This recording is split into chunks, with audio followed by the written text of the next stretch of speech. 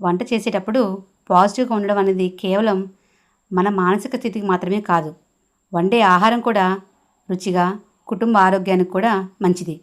వంట చేసేటప్పుడు సంతోషంగా చేస్తేనే ఆ ఆహారం రుచిగా ఉంటుంది, తిన్న వాళ్ళకు కూడా పాజిటివ్గా ఉంటారు. ముఖ్యంగా ఇవి ఫాలో అవుతున్నారా? ప్రేమను జోడించాలి. చక్కగా వంట చేసే ముందు, వంట చేస్తూ కూడా మంచి సంగీతం, భక్తి గీతాలు కానీ, చక్కగా మెలోడీ సాంగ్స్ కానీ వింటూ ఉంటే మనసు ప్రశాంతంగా ఉండి ఆహారాన్ని చక్కగా ఆరోగ్యంగా ఉండేలాగా వండొచ్చు.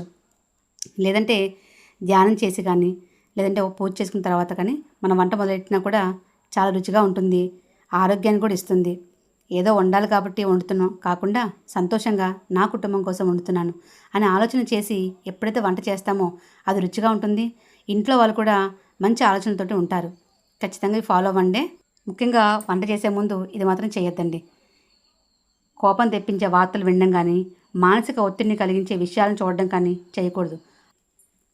సానుకూల ఆలోచనలతో వండిన ఆహారం దైవ ప్రసాదంలాగా కుటుంబ సభ్యులకు మంచి శక్తిని, ఆరోగ్యాన్ని ఇస్తుందని పెద్దలు చెబుతారు.